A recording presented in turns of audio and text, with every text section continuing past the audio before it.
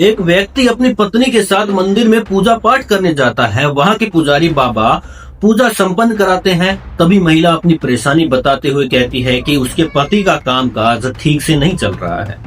पहले अच्छी कमाई होती थी, पर अब बहुत तंगी है। पुजारी बाबा चेहरा देखकर कहते हैं कि तुम्हारे पति का शनि साया है। जब महिला उपाय पूछती है तो बाबा सलाह देते हैं कि रोज शाम को इसी मंदिर में दिया जलाने आया करो। महीने 2 महीने में सब ठीक हो जाएगा। महिला बात मान लेती है और रोज शाम मंदिर जाने लगती है। पुजारी की नजर उस महिला की खूबसूरती पर थी। एक दिन वह अपनी दिल की बात कह देता है और यहीं से एक खतरनाक कहानी की शुरुआत होती है। आखिर उस मंदिर की आड़ में क्या चल रहा था, मैं आपको पूरी घटना बताऊंगा, बस साथ बने रहिए। दोस्तों, मैं हूं सतीश दहिया। वीडियो को लाइक करना और चैनल को सब्सक्राइब जरूर करना। हम रोज एक नई वीडियो लेके आते हैं। आप लोग इस वीडियो को कहां से देख रहे हैं कमेंट में जरूर बताइएगा। यह सच्ची घटना मध्य प्रदेश के मंडाल जिले की है।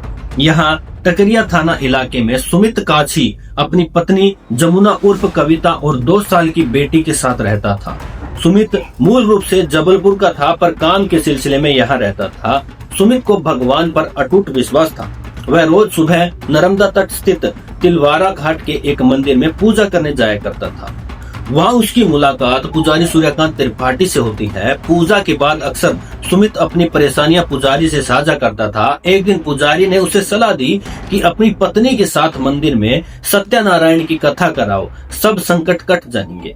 सुमित अपनी पत्नी जमुना को लेकर मंदिर पहुंचा। कथा के बाद जमुना ने भी वही रोना रोया कि पति की कमाई कम हो गई है।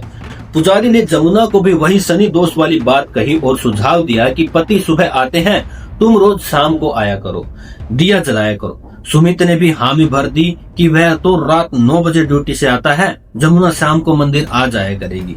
अब जमुना का रोज शाम मंदिर जाना शुरू हो गया। एक शाम जमुना मंदिर पहुंची तो उसके पास माचिस नहीं थी। वह मंदिर के पास ही बने पुजारी के कमरे पर माचिस मांगने गई। जैसे ही उसने दरवाजा खोला, उसने पुजारी को आपत्तिजनक हालत में देख लिया। जमुना शर्मा कर लौटने लगी, पर पुजारी ने उसे रोककर माचिस दी। उस दिन के बाद से जमुना के हाव भाव बदल गए। वह और भी सज धज कर मंदिर आने लगी। दोनों के बीच इशारों का सिलसिला शुरू हुआ। एक दिन पुजारी ने जमुना की खूबसूरती की तारीफ की, जिसे सुनकर वह मुस्कुरा दी। धीरे धीरे पुजारी ने उसे अपने कमरे के अंदर बुलाया। शुरुआत में जमुना डरी कि पति को पता चल गया तो क्या होगा, पर पुजारी ने उसे यकीन दिलाया कि किसी को कुछ पता नहीं चलेगा।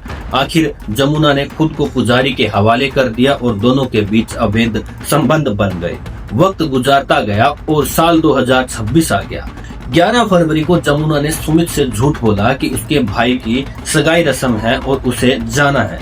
सुमित अपनी पत्नी और छोटी बेटी को बाइक पर बिठाकर मंडाल की ओर निकल पड़ा। मधुबन ढाबे के पास अचानक कुछ लोगों ने उन पर हमला कर दिया। सुमित जान बचाने के लिए जंगल की तरफ भागा। जमुना ने शोर मचाया कि डकैतों ने उसके जेवर छीन लिए और सुमित को उठा ले गए। वह भागते हुए टिकरिया थाने पहुंची और पुलिस को पूरी कहानी सुनाई। पुलिस और सुमित का भाई अमित उसे ढूंढने निकले, पर सुमित का कोई सुराग नहीं मिला। 14 फरवरी 2026 को पुलिस को सूचना मिली कि मधुबन ढाबे के पास एक नाले में बदबू आ रही है। वहां सुमित की लाश बरामद हुई। पुलिस ने जब जांच शुरू की और सीसीटीवी खंगाले तो एक संदिग्ध बाइक सवार क्रिकेट का बल्ला लिए सुमित का पीछा करते दिखा। स्थानीय लोगों ने उसकी पहचान पुजारी सूर्यकांत त्रिपाठी के रूप में की। पुलिस ने जब जमुना की कॉल डिटेल निकाली और उससे सख्ती से पूछताछ की तो वह टूट गई। जमुना ने कबूल किया कि सुमित ने एक बार उन दोनों को रंगे हाथ पकड़ लिया था, जिसके बाद वह जमुना को पीटता था और मंदिर जाने से मना कर दिया था। रास्ते का कांटा हटाने के लिए जमुना और पुजारी ने मिलकर सुमित की हत्या की साजिश रची। 11 फरवरी को जमुना लगातार पुजारी को लोकेशन भेज रही थी। जैसे ही सुमित बाइक से सुनसान जगह पहुंचा, पुजारी ने उसे रोका और बल्ले से हमला कर दिया। जब सुमित घायल होकर गिरा तो उसकी पत्नी जमुना ने ही नारियल काटने वाले चाकू से उस पर वार कर दिया, उसकी जान ले ली। फिर दोनों ने मिलकर लाश को नाले में फेंक दिया। 17 फरवरी को पुलिस ने दोनों को गिरफ्तार कर जेल भेज दिया। आज उस 2 साल की मासूम बच्ची का भविष्य अंधकार में है, जिसका पिता मर चुका है और मां जेल में है।